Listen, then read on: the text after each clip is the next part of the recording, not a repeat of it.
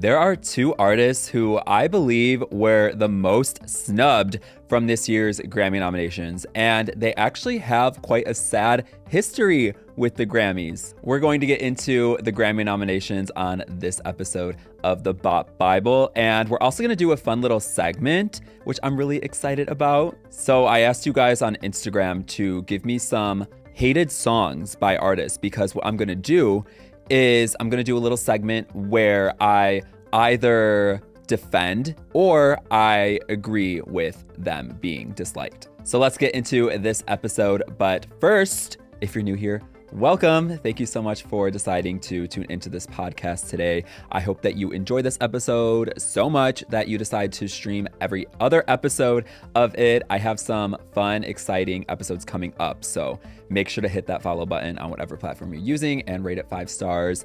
And that way you will not miss an episode. And if you're not new, thank you so much for deciding to join again. So before I get into the artists who I believe were snubbed, let's go through these nominations. So what I'm going to do is I'm going to name the nominees of the big 4 categories and some pop categories as well, because we are a pop music podcast. I'm also going to do some predictions as well. So I'm going to say who I want to win and who I believe will win. So let's start with Song of the Year. And in case you don't know the difference between Song of the Year and Record of the Year, Song of the Year is an award for the songwriters. So everybody who is involved with writing that song. So let's say a song gets nominated that was not written by the artist. The artist technically wouldn't get that award. It would just be the songwriters. For example, with Golden by Huntrix from K-pop Demon Hunters, EJ is the only Huntrix singer who wrote on Golden. So if Golden wins Song of the Year, then she will receive that award along with the other writers of Golden. But the other Huntrix singers, Audrey Nuna and Ray Ami, will not receive the award. Record of the Year is an award for the artists, producers, mixers, everybody involved with the actual recording of the song. So Song of the Year, the nominations are Abracadabra by Lady Gaga, Anxiety by Doechii, Apete by Rosé and Bruno Mars, Debí Tirar Más Fotos by Bad Bunny, Golden by Huntrix from K-pop Demon Hunters, Luther by Kendrick Lamar and SZA, Manchild by Sabrina Carpenter, and Wildflower by Billie Eilish. Billie was able to submit Wildflower for consideration for the 2026 Grammys because her album Hit Me Hard and Soft didn't win any Grammys this past year, and she made the song Wildflower a single during the eligibility period for the 2026 Grammys. Had Hit Me Hard and Soft won any Grammys this past year, then she would not have been able to submit Wildflower for consideration because that's just the Grammys rule. I feel like people are going to underestimate Wildflower's chances at winning Song of the Year and Record of the Year, just like what happened with Everything I Wanted back in 2021. When Billie's standalone single Everything I Wanted got nominated for Record of the Year, people didn't really think it was going to win just because it wasn't attached to a full body of work. And I mean, it was a big hit single, but there was some strong competition that year. Some of the other songs nominated in that category that year were Black Parade by Beyonce, Say So by Doja Cat, Rockstar by DaBaby, Don't Start Now by Dua Lipa, Circles by Post Malone, Savage by Megan Thee Stallion, and Colors by Black Pumas. So Everything I Wanted was up against some huge records from that year. I mean, if I was looking at these nominations, I would say it would be between Say So and Don't Start Now. I wasn't even expecting Everything I Wanted to win that award. So when it won, I was shocked. So I think the same thing could happen with Wildflower, but honestly, I think Song of the Year is between Wildflower and Golden by Huntrix. Wildflower tells a very interesting story about dating a friend's ex, and Golden has more of a cute message about overcoming struggles and self-doubt. My prediction between these two songs is honestly Golden, because I feel like Golden is the song that is going to resonate with the most amount of members of the Recording Academy. I'm thinking about members of the Recording Academy who have children and likely hear the song Golden play all the time because their children love it and they genuinely like the song as well. And it was also just the biggest hit of the year. I mean, in only 5 months, it reached 1 billion streams on Spotify. Golden is literally Taylor Swift's biggest competition on the charts right now. So I think that just goes to show how big of a hit it really was. So now let's get into Record of the Year. So we have Debí Tirar Más Fotos by Bad Bunny, Manchild by Sabrina Carpenter, Anxiety by Doechii, Wildflower by Billie Eilish, Abracadabra by Lady Gaga, Luther by Kendrick Lamar and SZA, The Subway by Chappell Roan, and Apete by Rosé and Bruno Mars. The thing that surprised me the most about the Record of the Year category was the fact that The Subway by Chappell Roan is in this category and not Song of the Year. I mean, I'm not complaining because I love The Subway, but I think that song just strikes me more as a Song of the Year contender than Record of the Year. But again, not complaining. I'm happy to see the song get nominated. So The Subway and Golden are the only songs not in both categories, with Golden being in Song of the Year and The Subway being in Record of the Year. Abracadabra was my personal Record of the Year. I mean, it might not have been a #1 hit on the charts, but I feel like it did its thing. Like, it really was such a great song leading into the Mayhem era. And the music video was iconic. So I would love to see that win, but I don't think it's going to win. My prediction for Record of the Year is Apete by Rosé and Bruno Mars. Bruno Mars is currently on a Grammy winning streak, not losing any nominations since 2014. So the Recording Academy clearly loves him. And I think that out of all of these songs, to me, Apete is just the one that screams Record of the Year the most. I mean, aside from Abracadabra, but I just think that Apete will also just attract the most amount of members of the Recording Academy. I mean, the song came out at the end of last year and it is still in the top 50 on Spotify. So that just goes to show that it had strong momentum throughout this entire year, despite coming out at the end of last year. I also think it would be cool if Apete won because, I mean, it's not a full-on K-pop song, but Rosé is technically still a K-pop artist. So we don't really see like K-pop artists winning these awards in these big categories at the Grammys. So I think that would just be really iconic. Like I said, Bruno is in a Grammy winning streak, and I think that he will win Record of the Year with Apete, but I do not think that Apete will win Song of the Year. In fact, I was honestly kind of surprised that it was amongst the nominees for Song of the Year because it's not really lyrically driven. It's more like melodically and production focused. Also, in case I didn't make it clear when I was talking about Song of the Year, I would like Wildflower to win because I just love that song. It is my favorite from Hit Me Hard and Soft, but I think it is going to be Golden. I don't know. I also wouldn't be mad though if Debí Tirar Más Fotos by Bad Bunny won in either Record of the Year and Song of the Year. I feel like that song just took him to a whole new level. I mean, he was already massive before, but I feel like with this song, even more people started appreciating his music more in the US especially. So I wouldn't be surprised if that won Record of the Year either, but I'm still going to go with Apete. So now let's go to Album of the Year. Quite an exciting category. Okay, so we have Debí Tirar Más Fotos by Bad Bunny, Swag by Justin Bieber, Man's Best Friend by Sabrina Carpenter, Let Good Sort 'Em Out by Clips, Mayhem by Lady Gaga, GNX by Kendrick Lamar, Mutt by Leon Thomas, and Chromacopia by Tyler, the Creator. I could see this category going so many different ways. Like, will it be Bad Bunny? I don't think it's going to be Justin Bieber. It might be Sabrina. Let Good Sort 'Em Out. I honestly I've never heard that album. But you never know with Album of the Year. Sometimes they go with like the unknown album for this category. Mayhem by Gaga could win too. GNX Kendrick Lamar had a big year. Leon Thomas had a big year. Tyler, Creator. Like a lot of these artists had really big years. So it could go so many different ways. I had like a solid prediction for this category when I was planning this episode, but now I'm just like, what could it be? I will say that I would love Man's Best Friend to win this category because I've really gotten into that album. I just think that it is so clever with Sabrina's songwriting. The production is also great. Yeah, like all around, I think it is just such a solid album. It took me a minute to get into, like, not gonna lie. At first, when I heard it, I was like, not really sure how I feel about it. I feel like I might like Short and Sweet more. But the more I listen to Man's Best Friend, the more I just appreciate it more. I feel like part of that reason is that it came out during summer, and I don't think it's a summer album. I think it's more like fall, winter vibes. So I would love to see Man's Best Friend win this category because I don't think Sabrina's going to win with any of the other big categories, Record of the Year and Song of the Year with Man-Child.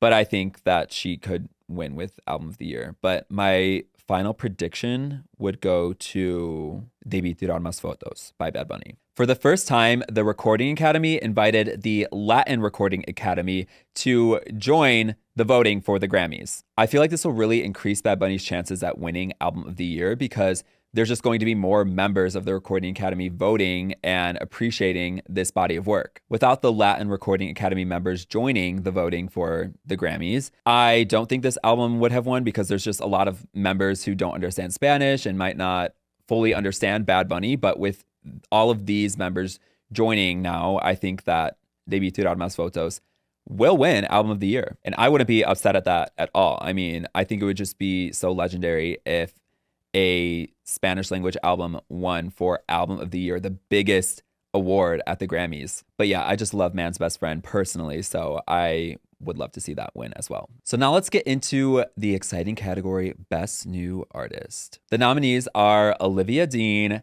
Cat's Eye, The Marias, Addison Rae, Somber, Leon Thomas, Alex Warren, and Lola Young. I was so excited when I saw the nominees for Best New Artist because I was kind of nervous. I was like, is the Recording Academy going to understand Addison Rae? Like, I just feel like Addison Rae, I mean, the gays get her, the girls get her, but will the Recording Academy get Addison Rae? And clearly they do. I would love Addison to win this category because I truly think she had the most exciting pop rollout of this year. I mean, she gave us a total of 6 singles with music videos for essentially her 10-song album, debut album. Each single drop was just such a fun moment to be involved with on social media. I mean, even though Diet Pepsi was the standout single from this album and the biggest hit, I feel like with each single Addison release, she did have kind of a viral moment on social media, even if it didn't turn into like a mainstream massive hit. So I just thought it was really exciting to see as a fan of hers. But with that being said, I don't think Addison will win Best New Artist just because this category is stacked.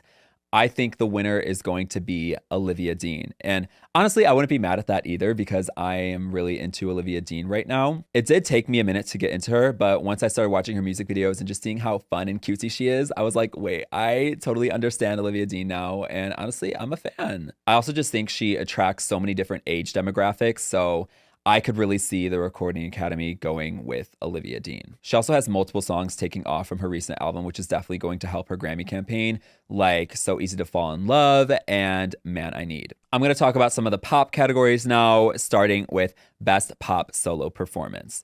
The nominees are Daisies by Justin Bieber, Manchild by Sabrina Carpenter, Disease by Lady Gaga, The Subway by Chappell Roan, and Messy by Lola Young. I think Best Pop Solo Performance is going to go to the same artist who won the category last year, Sabrina Carpenter. Manchild is the only song in this category that is nominated for both Record of the Year and Song of the Year. So that fact alone, I think, will increase its chances at winning Best Pop Solo Performance. I don't think Manchild will win Record of the Year and Song of the Year. I mean, if Espresso didn't win Record of the Year last year and Please, Please, Please didn't win Song of the Year last year, like, to me, there's just no way Manchild is going to win in these big categories, but I think it will win Best Pop Solo Performance, just like Espresso did last year. I wouldn't be mad at Disease winning this category though, because that was a severely underrated song, and I was just really happy to see it on these nominees. Best Pop Duo Group Performance. We have Defying Gravity by Cynthia Erivo and Ariana Grande,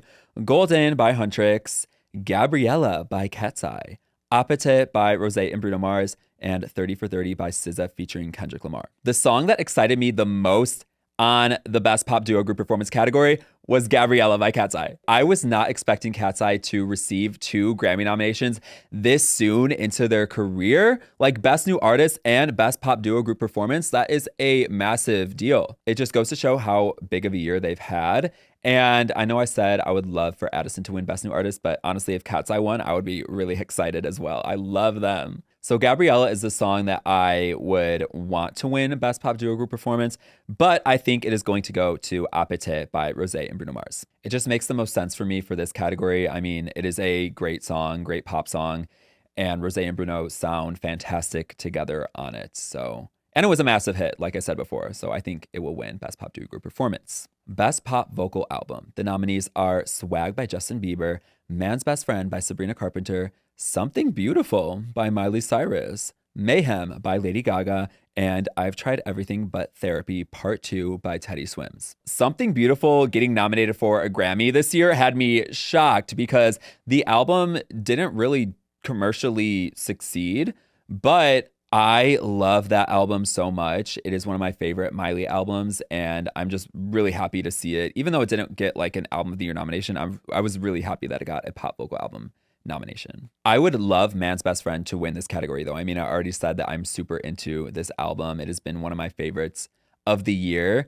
And it is the album I predict that is going to win as well. So I think for the second year in a row, Sabrina is going to win Best Pop Solo Performance and Best Pop Vocal Album. And she deserves it. Best Pop Vocal Album typically goes to the album with the most amount of pop hits. So in the past few years, we've seen the winners be Short and Sweet by Sabrina Carpenter, Midnights by Taylor Swift, Harry's House by Harry Styles, Sour by Olivia Rodrigo, and Future Nostalgia by Dua Lipa. So all these albums had multiple hit singles. With that being said, I think Best Pop Vocal Album for 2026 is between Man's Best Friend by Sabrina and Mayhem by Gaga. Both of these albums had multiple hit singles, with Sabrina's being Manchild, Tears, and even When Did You Get Hot did pretty well. And Gaga had Die With a Smile, which was a massive hit, as well as Abracadabra, which did pretty well. But I do think Man's Best Friend is going to win this category because technically it did have more big hit singles than Mayhem. Man's Best Friend had 2 top 10 hits,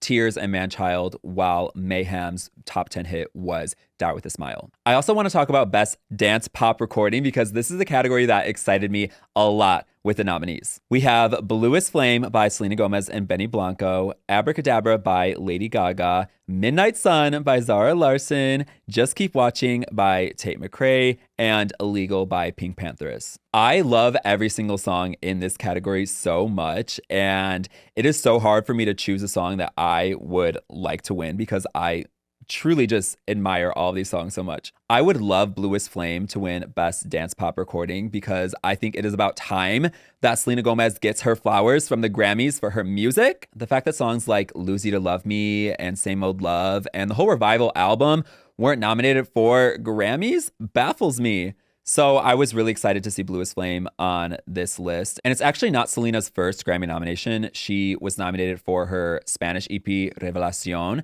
back in 2022, but did not win that award. But I was just really excited to see Bluest Flame on this list. So I would love for that song or Midnight Sun to win. Those are 2 of my favorite dance pop songs of the year. But I think it is going to be Abracadabra by Lady Gaga. That song to me just screams dance pop recording. And it, like I said earlier, it was my personal record of the year.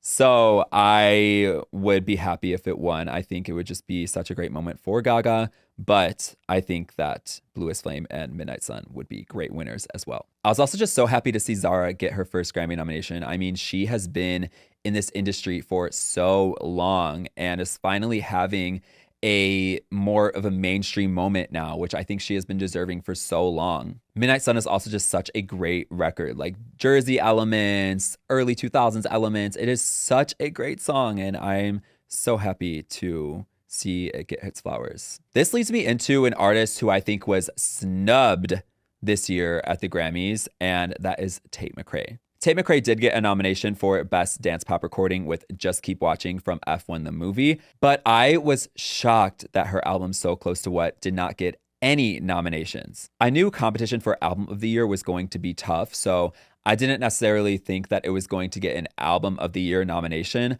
but I for sure thought that it would get a pop vocal album nomination or pop solo performance nomination. It deserved to. I mean, like I said before, usually the winners for pop vocal album are the album with the most amount of pop hits. And So Close to What had so many pop hits. It's Okay, I'm Okay, Sports Car, Revolving Door. The rollout just kept on giving. And I thought it would have been a perfect nomination for Best Pop Vocal Album. And Tate kind of has a sad history with the Grammys. I mean, Greedy was not eligible for the 2025 Grammys because the song came out one day before the eligibility period. Greedy was a massive hit, and if it didn't come out one day before the eligibility period started, I think we could have seen it on categories like Best Pop Solo Performance or even Record of the Year. Tate was also ineligible for Best New Artist at the 2025 Grammys after her massive year because her team had already submitted her for consideration 3 times before, and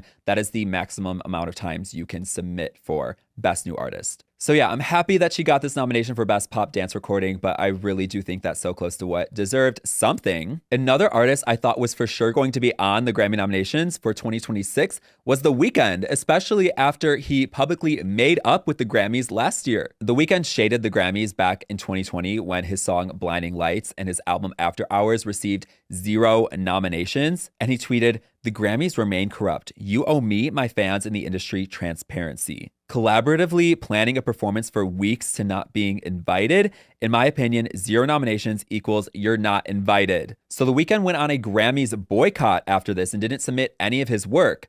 But last year, he made a surprise appearance at the Grammys and did a full performance. So this was him announcing that his boycott for the Grammys was over. He submitted his latest album, Hurry Up Tomorrow, for consideration, and it still got 0 nominations. I wonder how he's feeling about this because, yeah, he publicly feuded and made up with the Grammys only to get snubbed again. I'm curious to know how you guys feel about Tate McRae and The Weeknd getting snubbed, so let me know in the comments. So like I said, I want to do a segment where I talk about artists' most hated songs, and I either defend them or agree with them being hated. So are artists' most hated songs really that bad? Are people being dramatic? Are they terrible?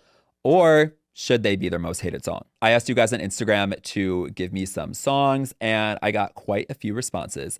So I'm going to start with the first response I got, which is The Light Is Coming by Ariana Grande. I agree that this is probably Ariana Grande's most hated song. And I feel like it sparked a lot of confusion when it came out because Ariana had released it right after putting out, I think it was No Tears Left to Cry, right? She released it as a promo single before Sweetener. So people were expecting a great song to come out after No Tears Left to Cry, but she puts out The Light Is Coming. Personally, I would not mind The Light Is Coming if it weren't for that annoying ass sample that plays throughout the entire song in the background. The song minus that sample is catchy, it's fun, but it just ruins the entire song for me. Like, I cannot get through one listen of it. I just remember being so let down when that song came out because I was excited about another Ariana and Nicki collab, but that sample just had to ruin it all. What were they thinking? So I do think The Light Is Coming deserves to be Ariana's most disliked song. Another one we have is Perfect Illusion by Lady Gaga. Ooh, that is interesting that people think it is her most hated song. I guess it makes sense because the Joanne era in general was just very different from Gaga. People weren't really expecting that, but I did love Perfect Illusion when it came out. I remember bopping to the song, and I wasn't like a Gaga stan. When I was like growing up, I would hear her radio hits and be super into them. But I remember hearing Perfect Illusion on the radio when I was driving at like 17 years old and being like, wait, this is such a good song. It obviously can't compare to other lead singles from Gaga like Born This Way and Applause, but I think for that album, it was a solid lead single. So I don't think it should be Gaga's most hated song. Another one we have, I fear you guys probably know my answer to this song if you listen to this podcast, watch my content, but it is I Love It by Camila Cabello. Should I Love It by Camila Cabello be her most hated song? Absolutely not. It still makes me furious that people did not understand this song. Like, people just really went off of a viral hate tweet saying that this song was copying I Got It by Charlie XCX and was like, yeah, I'm not going to listen to this song. It sucks. When in reality, the song interpolates Rihanna's cockiness. Love it. Like, it truly has no relation to I Got It by Charlie XCX. There's just that interpolation that people heard from the Rihanna song. And they were like, wait, that kind of sounds like Charlie's song I Got It. Camila must be copying Charlie for her entire era. I'm getting pretty heated right now. I feel like I just need to take a moment. So yeah, that song should absolutely not be Camila's most hated song. It's experimental, it's fun, it's very Miami, it's very CXOXO. So if you're not into it, get into it. Okay, one of the responses is, you must talk about Dance Monkey, I fear. So fun fact about me, I was obsessed with the song Dance Monkey in 2020, and I was genuinely confused on why a lot of people hated the song. I guess a lot of people liked the song because it was a massive hit, but the song did receive a lot of hate. The pandemic was obviously happening in 2020, and I thought Dance Monkey was just a fun song to lift up the spirits during the pandemic. I will say I have not streamed the song in a while, but I guess I understand why people don't like it because the song could sound annoying to people, but it just didn't to me. Like, I loved it. This is a good one. Woman's World by Katy Perry. This is definitely her most hated song and started the massive hate train that Katy Perry received this past year. Now, Woman's World chorus is pretty fun. It's pretty catchy. But those verses, I just cannot stand. I remember when she was teasing the song, I was like, is this a joke? Like, this has to be some sort of like PR stunt. This can't be the actual song. And it was. The fact that Dr. Luke produced it just didn't help either. I mean, it really did initiate Katie's massive hate train. She truly had so much hype leading into the 143 era too. Like, she could have had another Teenage Dream, another Prism era, but Woman's World just completely ruined that. I got a lot more responses on my story for artists' most hated songs, so I'll definitely continue this segment in the future, but I think that's a good amount to do for now. Thank you guys so much for tuning into this episode of the Bot Bible. I really hope you enjoyed it. And again, please comment with your Grammy predictions with these categories that I talked about in this video, and let me know how you feel about Tate McRae and The Weeknd receiving basically zero nominations. Make sure to follow the podcast on whatever platform you're using and rate it 5 stars so you do not miss an episode. Also, check out my short form content on my other social media profiles. But thank you guys again for joining in.